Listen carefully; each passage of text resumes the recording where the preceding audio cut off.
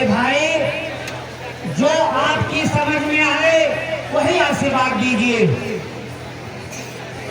हे भाई सुनी, मैंने भाई समझाया था, पर उसने एक नहीं मानी, मुझे मार के लात भगाया था।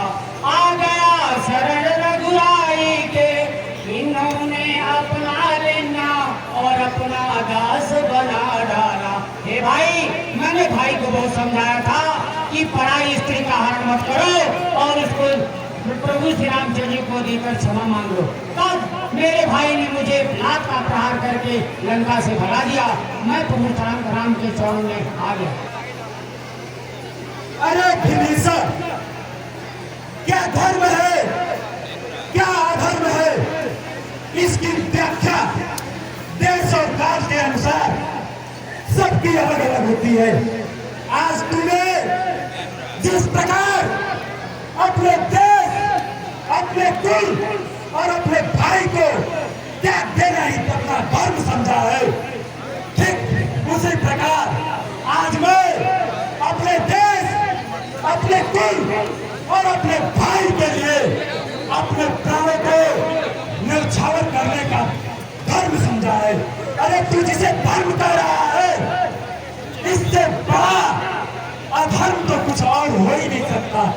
भले ही आने वाली पीढ़ी तुझे कितना ही बड़ा धर्मात्मा या राम भक्त क्यों न मान ले, किंतु अपने देश, अपने कुल और अपने भाई से विश्वासघात करने के लिए तुझे कभी सम्मान के दृष्टि से नहीं देखा जाएगा।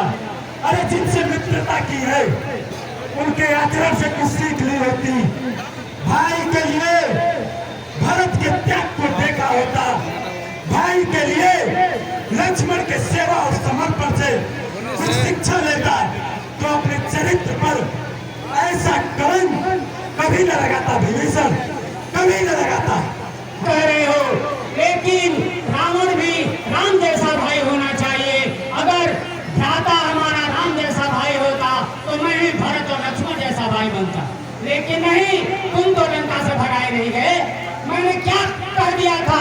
मैंने यही कहा था कि आप राम से मित्रता करते और उनकी नारी को लौटा दीजिए। उस समय में मैं तुम्हें ले जाता हूँ जब रामेश्वर बांध का निर्माण हो रहा था।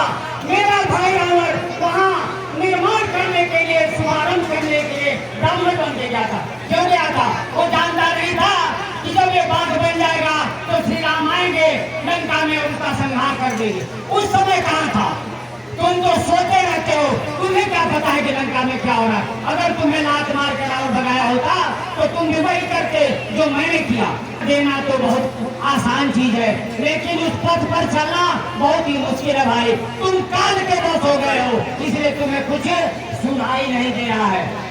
शरीर में कोई रोग या दोष आ जाए तो क्या अपनी ही भुजा अपने शरीर का त्याग कर देती है? भाई भाई की भुजा होता है और तूने भैया से अलग होकर उनकी एक भुजा को काट दिए। यदि इस युद्ध में पराजय होती है तो उस पराजय का कारण तू होगा विभीषण। तू अच्छे के साथ तो सभी अच्छे होते हैं, फिर भाई और भाई का रिश्ता ही क्या कि जो भाई के साथ संकट में खड़ा न हो, संकट में लड़ा न हो। अरे कृष्ण तो वह होगा जहाँ रावण का मृतक शरीर होगा, जिसके चारों ओर उसके भाइयों और उसके पुत्रों का मृतक शरीर उसका शोभा बढ़ा रहा होगा, जिसे देख देवता भी अपने मस्तक को झुका लेते, विभीषण झुका लेते। बहुत अच्छा।